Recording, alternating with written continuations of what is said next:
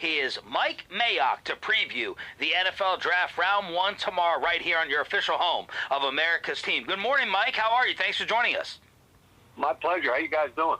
Doing pretty well. So I've been watching some of your recent stuff over at Sumer Sports and all the other interviews, and I know that, a lot of times people are like, oh, this means you don't like the player. We know that's not the case. You don't have Caleb Downs as a top 10 prospect on your board? I love the player, okay? And I think you're probably understanding what I'm trying to say, which is I think in any draft, he's a first-round pick. You appreciate the player. He's going to play for the next 7 to 10 years at a high level in the NFL. Love everything about him. However, when you're talking about a top 10 pick in any draft, you're looking for a difference maker. You're looking for a guy that on Monday morning the other team is forced to game plan. And I think he's going to be a really good player, and I think he's going to be the glue for a defense, and he's going to hold it together and be able to do a lot of things. But I'm not sure if he's picking the ball off 7 times a year and forcing 4 fumbles and doing the kind of things that people would consider an elite difference maker. And I think that's what you need to be in the top 10. Mike, how close do you have the other safeties to Downs? I think that the Thieneman from Oregon is kind of mid to late, and the same thing with McCoy Warren, the Toledo kid. I think he's a little bit later. But I think we average less than 1 safety a year in the first round over the last 5 years. Less than 1. Yeah. And this year I think we're going to get 3. How are you feeling about the positional value of Sonny Styles and where he's going to go? Because, right, safety is in that conversation with linebacker and running back, and it feels like running back has risen above them in terms of acceptance of being drafted that high. So how are you feeling about Styles, the player, and his positional value? Well, I think you hit on it, which is literally this year, the 4 least valued positions in the league have players that could be top 10 type players. I mean, the running back with Love. Styles, to me, might end up being the second or third best player out of this draft. I love Sonny Styles, the off-the-ball linebacker. You've got the guard from Penn State, Ioane, who is the closest thing I've seen to Quentin Nelson, and Quentin Nelson, I forget, 6 or 8 to Indy. Mm-hmm. And then the who's one I'm missing? Running back, guard, safety, and off-the-ball linebacker. So there are 4. Those 4 guys, Downs, Styles, and the offensive guy. I mean, in this particular draft, all of them are elite players. And where I fall is, for instance, the running back.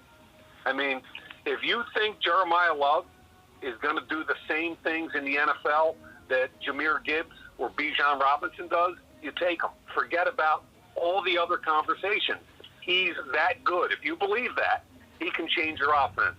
So if a player is an elite player at that position, I don't really care that it's not one of the valued positions in the NFL.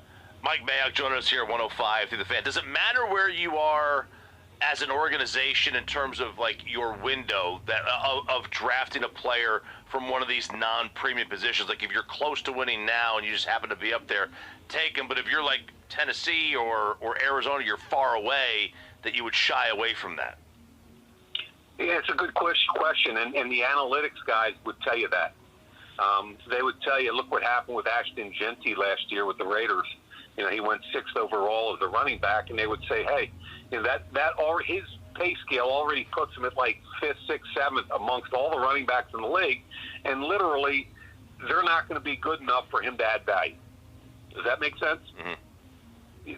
That's the point they're going to make, and my point is every time you don't take an elite player or a better player, you're really diluting the value of your own team regardless of position. Mike Mayock joining us here on 105 through the Fan. Mike, when you were with the Raiders, you guys drafted edge rushers with some length.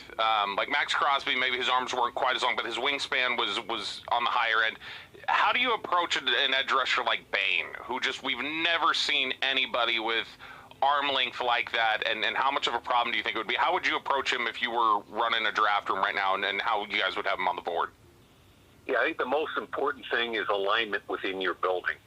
So you've got a guy that's that's an anomaly with his arms. Number one, I'd make sure our guys measured him, because there's usually a differential between Senior Bowl, Combine, pro days, and it used to drive me crazy that one arm length was 32 and a half and another was 31 and a quarter. So you really have to qualify it. That's point number one. Point number two is, once you buy into the fact that he has historically short arms for that position, he needs an elite power to overcome it. He needs something elite in his game that can change the narrative.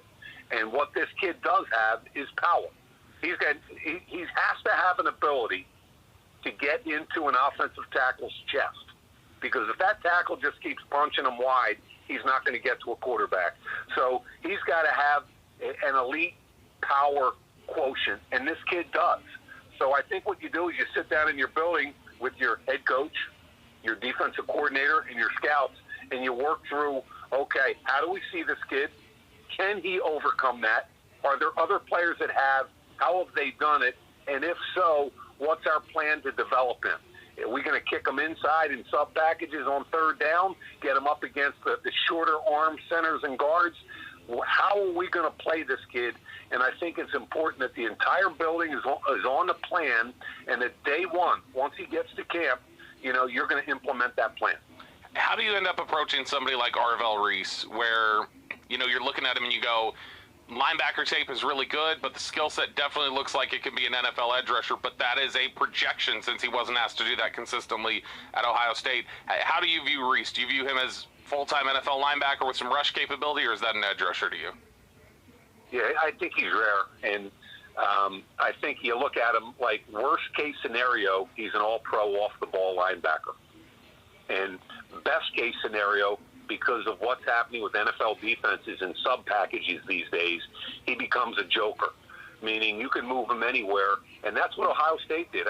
What was kind of crazy about this kid at Ohio State is, within one game, he would play three different positions. They had him at off-the-ball linebacker, and he was outstanding. They would play him at edge, defensive end, outside linebacker, and he was really good. And then on third down, he'd be anywhere from standing up over the center all the way out to past the defensive end, and they'd move him around, and he'd play all the game, twist, stunts, whatever. He knows how to do that. Now, what you have to do is, again, have a defined plan. Who is he? Is he Micah Parsons? Is he the kid that came out last year from Georgia, Jalen Walker? Jalen Walker was an off-the-ball linebacker that I thought had to be 100% on the line of scrimmage. And that's what Atlanta did. They drafted him in the first round. They put him as a defensive end, and that's who he's going to be. I think this kid Reese is a little bit different. He can play 34 outside linebacker, and I think what you're trying to do is you're trying to ultimately integrate him into being close to a full-time pass rusher like a Micah Parsons is now.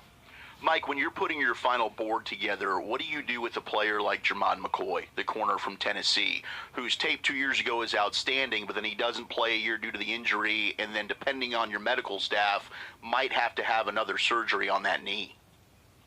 Yeah, we all saw what happened to Will Johnson last year from Michigan. I think he ended up going like 47 to Arizona. Yeah. And he was a very talented kid, very similar to McCoy. If the medical concerns, and this is where you lean on your doctors, but if your doctors say, look, I'm not even sure he's going to get through this year, let alone next year, it's a little different than if they say, I think he's good for one contract.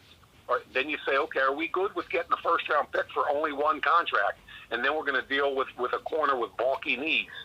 So you got to kind of lean on your medical, and if it's legit, and I think there's more smoke. I think there's more fire than smoke here. I think it might be legit. Then I think you're going to see this kid fall a lot like the Michigan kid did a year ago. Mike Mayock, draft analyst here on 105.3 The Fan.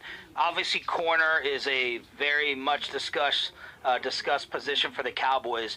Mike, what is your evaluation of this corner class? And let's start off with Delane, who a lot of people have now going to the Cowboys. Yeah, I think he becomes even more valuable now if the medical concerns about McCoy are legit, because teams are going to look at it like Dallas at 12 and 20 and going, wait a minute, a minute ago we thought we had two guys that either one of which would be acceptable to us. We thought we had two guys. Now there's only one. So I think Delaney's going in the top 10. That's the first thing. And then you got to kind of look around and say, okay, where's Colton Hood going? Is he going to get pushed up a little bit? He's a legit first-round corner.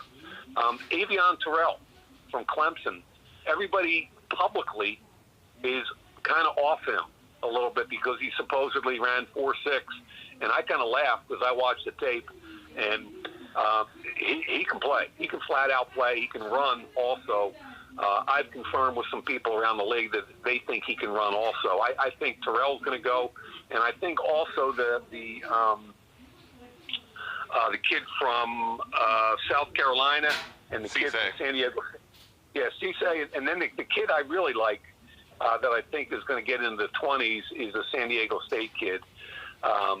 He can play press. He can play off. He tackles. He's got a great reputation as a young man. I think he's going to get pushed up a little bit also. Mike, there's some discussion, and we're talking with Mike Mayock here on 105 Through the Fan. There's some discussion that if Dallas were to get wiped out at 12 of the defenders they want, because they clearly are in need of some defensive help, that their board may be staring them in the face and looking like, man, the value here is really Jordan Tyson, the receiver from Arizona State, if he were to get pushed down there. When you've got as many defensive needs as the Cowboys do, could you see a scenario where you could justify saying, hey, Tyson's just too good a value here, or there's some offensive player that's too good a value here to just reach on a defender at 12? Yeah, I think there's a couple different things filtering through this conversation. One is what do your medical people say about Tyson? There's growing concern around the league that players that have a, quote, volume of injuries, not just, okay, he went to his pro day, he showed out, he looked good, let's go. But if you've had a volume of injuries in college, you're more likely to continue that pattern, and therefore his risk-reward scenario is real. He's got the highest ceiling in the draft at wideout, yet I'm concerned about where the floor would be. That's point number one. However, philosophically, if your defensive board is already wiped out at 12, which I have a problem thinking that the whole board would be, but if it is, then you got to look at the offensive side, say who's the best player there. Is it, it might be Mekhi Lemon. It might be a tackle. You've got a tackle that, potentially you could kick inside the guard. And maybe that unit of 5 players is better this year. So I 100% believe that if your defensive board is decimated and there's more value in offense, you got to go there. In a hypothetical, let's say it does get wiped out, and I'm the Cowboys, I reach out to you about a player you know well in Max Crosby that you drafted in Vegas. What do you think is his future right now, health-wise, and should the Cowboys still consider making a move for him? I'm very partial to Max. I know him very, very well, and I stay in touch with him. And I think he's a special human being for a lot of reasons, not the least of which is overcoming the addiction that he had. But at the end of the day, Max Crosby makes any freaking team better when he walks into their locker room. Just walking in the locker room. He's one of those very few guys that is a come with me and we're going to get better kind of guy. Like, he's going to outwork people think they know how to work hard. Wait till Max gets there. And it's not like a big mouth screaming and yelling at people. It's just people are going to follow him in the right direction. And, as long as you're comfortable with his medical, which certainly the Raiders are, and you think you can get 3+ quality years out of Max, I would tell any team, I would be all in on Max Crosby. Mike, you have been in that room. They're changing it this year to 8 minutes on the clock. How much of an impact do you think that is going to have? And if you're a team like the Cowboys, rumored to be doing some moving, does that hurt you a lot more than the way they've set it up? If you're really well prepared and you can make a decision and you've got the right people in the room with you and you've gone through a lot of the scenarios prior, I think it can help a well-prepared team. It's extra pressure on teams that have to make a quicker decision. And if if you can move nimbly, quickly, and decisively, you might be able to make a couple of pretty good deals. And I would tell you that a lot of the GMs are making phone calls to each other right now, and they're kind of sharing, hey, I'd move down from 12 or 20, or I'd like to move up, or we're ready to move either direction. Call me if you need either way. Here's what I'm looking at from a value perspective for pick number 20. I think a lot of those conversations are going on around the league, which only help once you get close to being on the clock. Mike Mayock, Sumer Sports, to follow even more of his fantastic coverage. Thank you so much for joining us again, and enjoy the draft. Hey, thanks for having me on, fellas. Have a great day. There he is, Mike Mayock, former NFL Network, former Raiders GM, right here on Sean and RJ. Let's line up calls for Wolf. I will be at the Addison location, basically Beltline and the Toll, I think, Arapahoe, something like that. Chief, where are you going to be? I'll be in Grapevine. Grapevine. Lucius, where are you going to be? Club Pluckers in Arlington at the Highlands. Club Pluckers in Arlington at the Highlands. And, of course, Broadus and Wolchuk will be up there at the Star doing the official draft show along with the guys from DallasCowboys.com. But we'd love to have you join us. We'll listen along, watch along at the Pluckers while we enjoyed fried Oreos and monster-size cold beers. We got a John Machota 7-round mock draft to look at here, boys. Football's finest coming up at the top of the hour. And Machota has the Cowboys going up to number 6 overall here in round 1 in that trade with Cleveland for 6 and 39.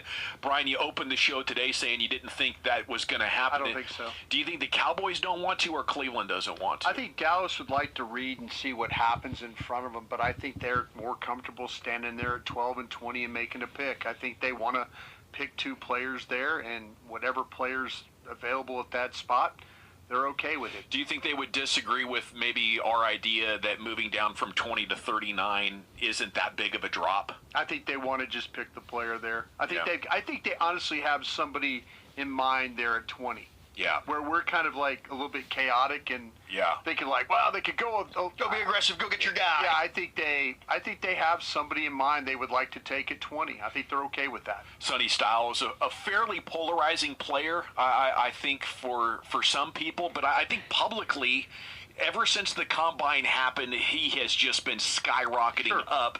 And, people look at Sonny Styles as maybe a can't-miss linebacker, as a superstar linebacker.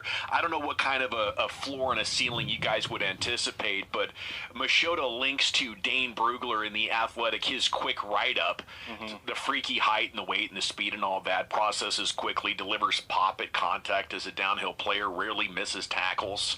Though he plays with terrific reaction quickness, the next step in his development is to improve his anticipation, especially in coverage, so he can make more plays on the football.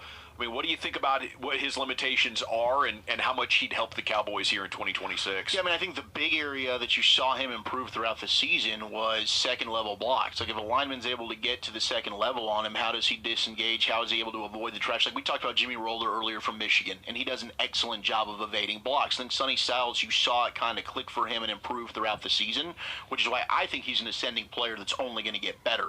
It's interesting, it's the coverage, because I think the coverage is some of the strengths in his game. Maybe he's worked on more, like the downhill run defense. I think as a blitzer, there's a lot of untapped potential there. He had 6 sacks 2 years ago. Ohio State didn't use him as much in that regard this past year, but I think a lot of it is just really being able to read and diagnose where the run play's going and then being able to avoid the trash and navigate blocks. But I think I'm betting on this guy. I think he's got all the physical traits. He's got the IQ to be able to do it. I think I put him at 8 overall, or maybe 7 overall in my stack in the top 100. Dane's got him at 4. Okay, so Sonny Styles is definitely a player I would love to have. I think he clearly is the best linebacker in the draft. Yeah, but you're talking about a situation potentially too, and just know this going in. I mean, there's a lot of things to really like and love about this player. He's played linebacker for 2 years.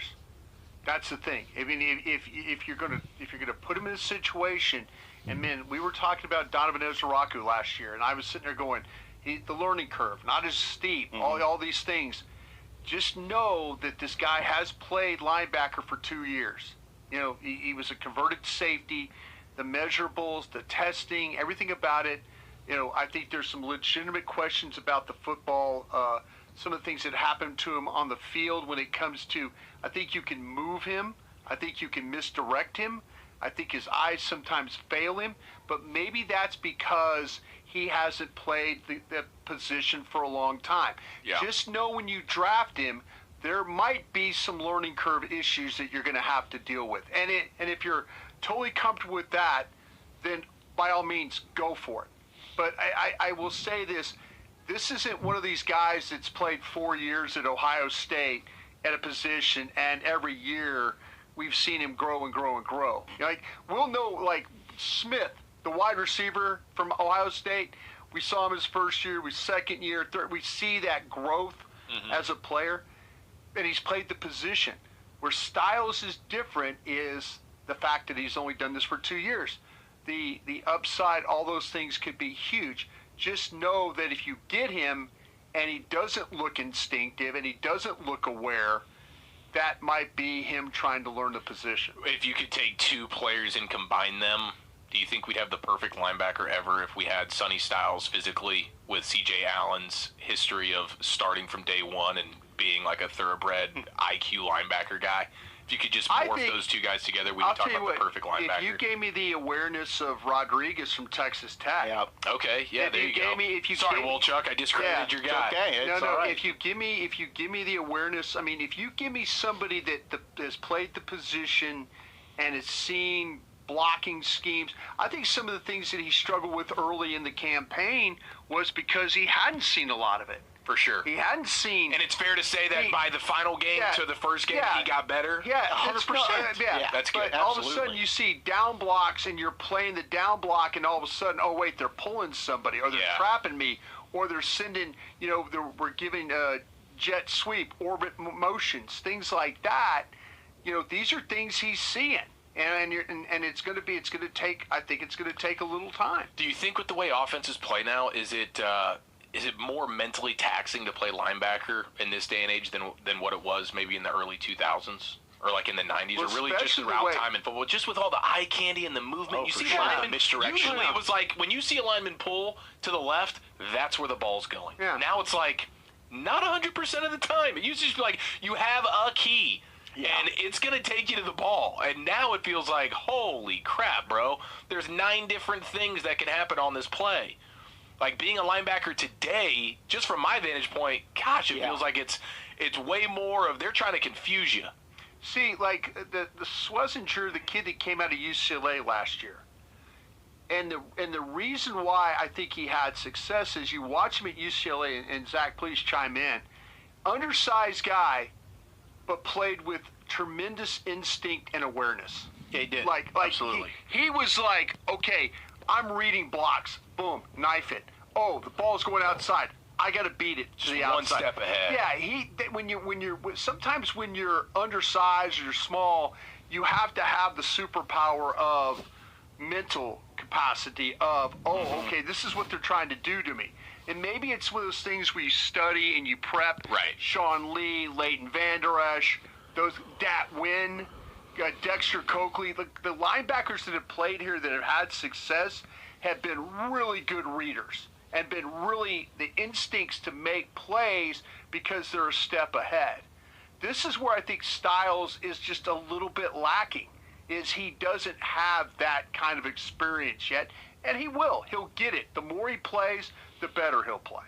It was the beauty of watching his tape. That's what I loved, is from week 1 against Texas to in the Big Ten championship game against the team that won the Natty in Indiana.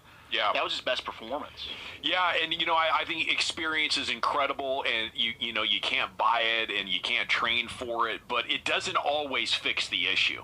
Like the ability to anticipate what the other team is about to do and understanding the spatial awareness of it. Some guys can play basketball their entire lives and never be a point guard, But the kid that at 5 years old was your point guard was born to do it, And in basketball, it's a lot more clear the differences in the skill set. But I think that ability to anticipate and track everybody else on your team and the other team and see how they're opening and closing space at the same time is natural. You can watch the film and give yourself a shot, but it's what happens in that 1/10 of a second. When the pieces on the chessboard shift, how quickly do your eyes tell your feet, I got to go there? And, for guys that don't show it in college, It's tricky to believe that they're going to get there. His lack of experience for the position is just something you got to be aware of. Yeah. It could very well be, though, could be in a situation, though, where I think he's going to get better. Don't get me wrong. I do wonder. I just don't know how plug and play he is right now. Yeah. That's the only thing. I think that he might look terrible the first 5 weeks of the season. I mean, look terrible of like, oh, he got confused. Oh, he missed a tackle. Oh, he was a step late. And then week 6, all of a sudden the thing starts to click. All right, we got to run. We got football's finest coming up next, Chief. Where's it going? What does Will McClay's history tell us about potential Cowboys? 12 and 20. Give us your initial feel. Give us your initial Brad Sham thumbs up list on the prospects that we've been talking so much about. Yeah, it seems like there's 5 that we know of, 5 or 6, and I'm looking at the defensive side that everybody gets excited about. In my perfect world, I think they'd find out a way to get Caleb Downs because, I've watched him a little, but from everything that you read and people you talk to, it kind of makes me think of a little smaller Darren Woodson.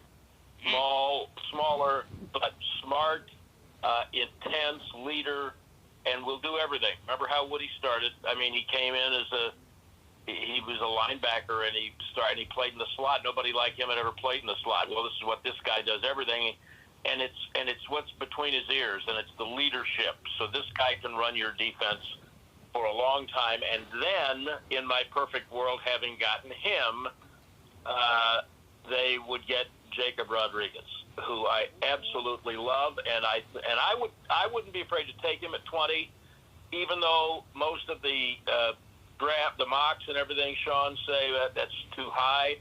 I don't believe in too high. Now you can reach. There's an extreme. Well, he can. But especially, no, perhaps not. But just listen to the people who are respectable opinions, who really know what they're talking about, and then you watch him. And I have watched him a little more. And I just think that he is. Well, the first time I saw him, I thought, well, this guy is like a little bit bigger than Nat Wynn, who was an outstanding player. And if you say I'll be happy with Rodriguez at somewhere in the second round, but I wouldn't take him at 20, and he goes in the second round and becomes a really outstanding player, then you could have taken him at 20. It's fine. So that's my perfect world. Now, it feels to me like they better get to 6 if they want to get one of these premier players. I saw, I don't know if it was ESPN or whoever it was, had another new mock this morning, and there was no trade, and they came away with Hood and Falk, and those are good players. My sense when I hear that is I'm a little underwhelmed, but I do have to say, the last time I remember saying to you guys, if this happens, they would be settling, it was Tyler Smith. And so that turned out okay. Here's the other thing, and nobody wants to hear this, and I don't even want to hear it very much. You can't rule out an offensive player depending on how the board goes. If C.D. Lamb falls in your lap and everybody else is gone, then take him. If there's an offensive tackle who is going to erase the questions and everybody on the defensive side that you really want is gone, don't hesitate. Take him. So, but, I would love to see him go up. I think if you go to 6, there's a lot of volatility between 3 and that 5 or 6. Well, the Giants are going to clean up whatever they do. But it just feels like at 6 you'll get one of the top guys. I really would not want to give up 20 if I could avoid it, but I wouldn't mind it if I'm getting 39. That's a very popular mock trade. I think I could talk myself into it if I get the right guy at 6, and then I can project somebody that I really can use at 39. I could talk myself into that. Brad Sham, voice of the Cowboys, previewing the draft here on The Fan. Brad, at 12, who else do you really like or are hearing great things about that you trust when it comes down to Delane, Styles, and any other possibility there after Downs? I just think that Styles, Delane, maybe Bain. I understand the history. I think those Styles, Delane, Bain, Downs, and Reese. I don't think I'm forgetting any of the top defensive players. I mean, I just don't think any of them will make it to 12. One might, but you have to. That's obviously the risk you run. You have to know that when you're sitting there on the board, and if that's why I say you have to just calculate the cost. If you see one of those guys, they've talked. They've Kevin Costnered all their people with phone calls, and they kind of know. They kind of have a pretty good feeling about who's going to take whom before 6, and then they got a sense of after 6. So I don't know, Sean, that any of those guys gets to 12, and that's why I think you have to look at are we talking about, the thing I like about Styles and Downs is they're not just physical specimens. These guys are both, by reputation, super smart and leaders. And I had, I don't want to name the guy because it would embarrass him, but I had a very critical player on their team late in the year, and I took him aside and said, "What do you need?" He said, we need some more grown-ups. And he was talking about, and he said, Quinnen Williams is a grown-up. Kenny Clark is a grown-up. Even Ezaraku, as young as he is a grown-up. We need more grown-ups. And that sounds to me like what you're getting in Downs and Styles. The thing about Styles, if you just close your eyes and think about dominating linebackers that they've even just had here, I mean, we saw what Sean Lee did when he was healthy. We see what Overshown means when he is healthy. And if you close your eyes, you can't predict health, but if you close your eyes and look at what Styles has been, you can see that. You can see a guy that just kind of takes over the defense and puts fear in the other side. So those 5 guys, I think, separate themselves. And after that, there will be good players, but they're going to be second-round players because there just aren't that many top first-round players. And if you've got the capital to go get one without it costing too much, I'm too conservative sometimes, I admit it, on some of these things, but without it costing too much, I'd go ahead and do it. Brad, how much of an impact or an influence, I guess, over their decision-making do you think Christian Parker's going to have? Not just his scheme and them trying to fit to it, but specifically his voice saying, hey, I want this guy, and making himself an authority in that draft room. Yeah, Bobby, it feels like a lot, and I hope that's the case, because look, I love Rod Marinelli. He's a great human being. He doesn't apologize to anybody for his career, and he's why T.J. Watt's not here. And so they have a history of giving coaches on one side of the ball or the other a lot of authority. And what they have invested kind of emotionally, not just financially, but emotionally in Parker and the way that they've let him put the staff together, I think they looked at and you've said this, you've written it. They've looked at the offensive staff. They looked what Clayton Adams did with a lot of guys who people had never heard of. Some had never coached in the NFL. Look at the staff they put together and what it produced. I think they see that in Parker and the people that he's hired. And so I think the answer to your question is a lot. I think that he could be a tiebreaker. If someone says this guy or this guy, and Parker's on the table saying this guy, I think it'll be him. Brad Sham, voice of the Cowboys here on Sean and RJ 105.3 The Fan. How have you felt about the rest of the offseason, starting with Aubrey's extension yesterday? You go and you get Jalen Thompson. You go and you get Durant at corner, the Rashawn Gary move. Your assessment of the busty budget offseason along with Aubrey yesterday. Yeah, well, let me start with Aubrey because I thought they did that really well. And I would have, Sean, I'd have given him $10 million, right? Here. Again, not my money, but they do have to kind of calculate a little bit forward. But they very wisely said, if anyone thinks they want to pay more than this, we can still match it. Yeah. And if not, we'll get. But you're not going to get draft choices that will compensate you for that guy. He's different. I think they knew they weren't going to get anybody to pay him more than that. So they sat back, 2 other kickers signed, I think it's 2, and reset the top of the market at a price they were still willing to pay. So he wanted to be the top paid kicker. When I say he, it's a lot his agent also. I mean, we all, anybody who knows Aubrey knows he's not sitting over there pounding the table for more money. I want to be the highest paid kicker. Okay, let's just sit back and see what that is. Well, it became what it became, and now, okay, we'll move up a little bit from that and lock you up, and we love you, and here's how much we love you. And he's clearly very happy with it. I thought they did that really well. I can't say I know or trust even, but I hope that when we're done with the Pickens saga, it will be much the same thing. I thought it was really smart to put the non-exclusive tag on him because it gave his guys an opportunity to go shop him around. No one's going to pay that price, but if someone does, okay. So what I really, part of the, and I weave this into your question about the whole bust the budget off season. One of the things I was hoping, and I'm still hoping it because we haven't crossed the Rubicon yet, is that we would get through an off season without contract drama. Because we're all sick of it. Yeah. And some of that depends on the player. So if Pickens does it differently than Parsons did it, for instance, if he comes and participates and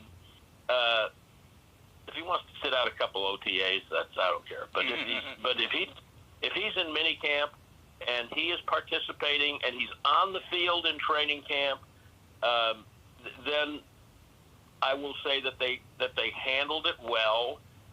I think there's a lot of look. The thing about Pickens, and again, Sean, I would give him the money. Here, now this was before Smith and Jigba signed his deal. Yeah. But I would have said, well, here, I'll give you 30. What are you going to get? 28? We'll give you 34. But keep this in mind. He is one of the guys who decided in the first game after Marshawn Nealon died that he had to stay out and break curfew in Las Vegas. Now, that's a red flag.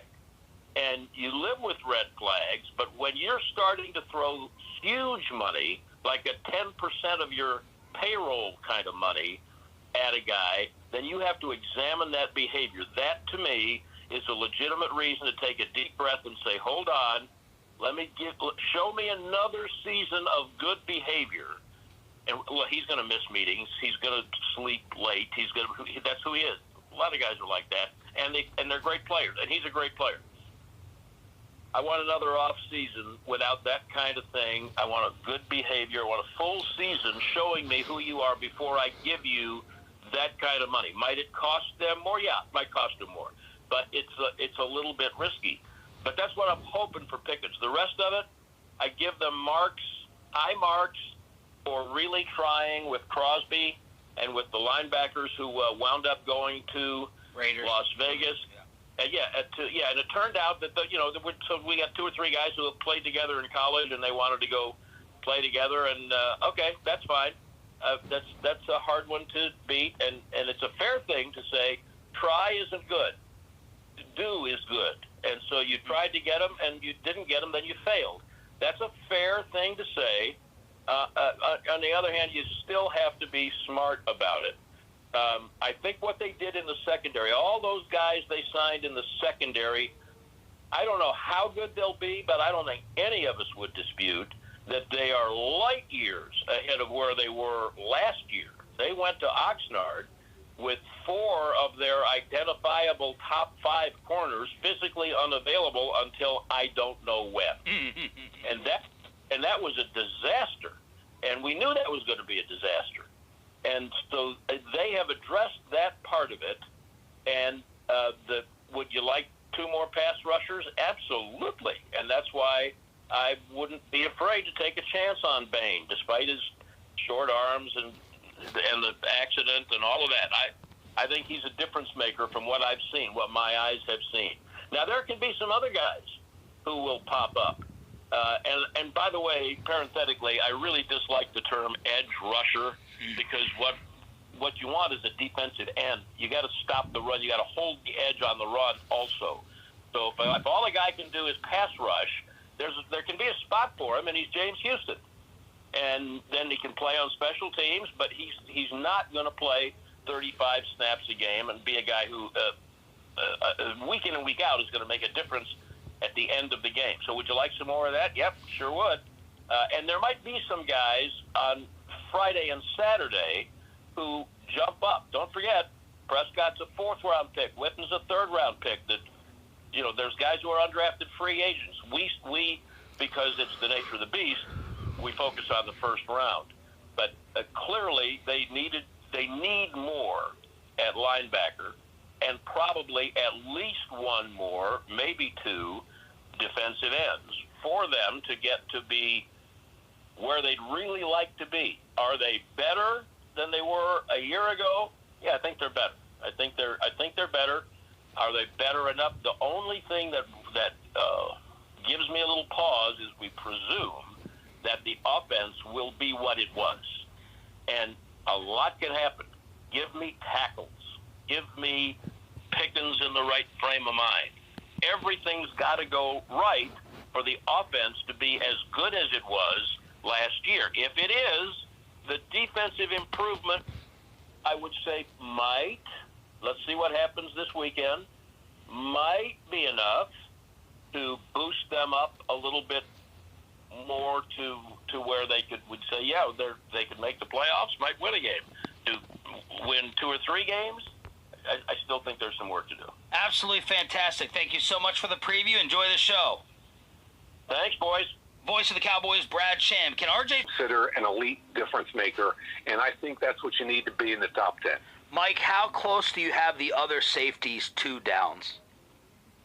I think that the Thieneman from Oregon is kind of mid to late, and the same thing with McCoy Warren, the Toledo kid. I think he's a little bit later. But I think we average less than 1 safety a year in the 1st round over the last 5 years. Less than 1. Yeah. And this year I think we're going to get 3. How are you feeling about the positional value of Sonny Styles and where he's going to go? Because, right, safety is in that conversation with linebacker and running back, and it feels like running back has risen above them in terms of acceptance of being drafted that high. So how are you feeling about Styles, the player, and his positional value? Well, I think you hit on it, which is literally this year, the 4 least valued positions in the league have players that could be top 10 type players. I mean, the running back with Love. Styles, to me, might end up being the 2nd or 3rd best player out of this draft. I love Sonny Styles, the off-the-ball linebacker. You've got the guard from Penn State, Ioane, who is the closest thing I've seen to Quentin Nelson, and Quentin Nelson, I forget, 6 or 8 to Indy. And then the who was one I'm missing? Running back, guard, safety, and off-the-ball linebacker. So there are 4.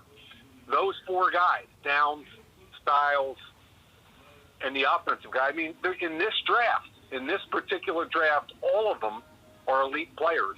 And where I fall is, for instance, the running back. I mean, if you think Jeremiah Love is going to do the same things in the NFL that Jahmyr Gibbs or Bijan Robinson does, you take him. Forget about all the other conversations. He's that good. If you believe that, he can change your offense. So if a player is an elite player at that position, I don't really care that it's not one of the valued positions in the NFL. Mike Mayock joining us here at 105 through the Fan. Does it matter where you are as an organization in terms of like your window that of drafting a player from one of these non-premium positions? Like if you're close to winning now and you just happen to be up there, take him. But if you're like Tennessee or Arizona, you're far away, that you would shy away from that. Yeah, it's a good question, and the analytics guys would tell you that. They would tell you, look what happened with Ashton Genty last year with the Raiders. You know, he went 6th overall as a running back, and they would say, hey, you know, his pay scale already puts him at like 5th, 6th, 7th amongst all the running backs in the league, and literally they're not going to be good enough for him to add value. Does that make sense? Mm-hmm. You know, that's the point they're going to make, and my point is – every time you don't take an elite player or a better player, you're really diluting the value of your own team, regardless of position. Mike Mayock joining us here.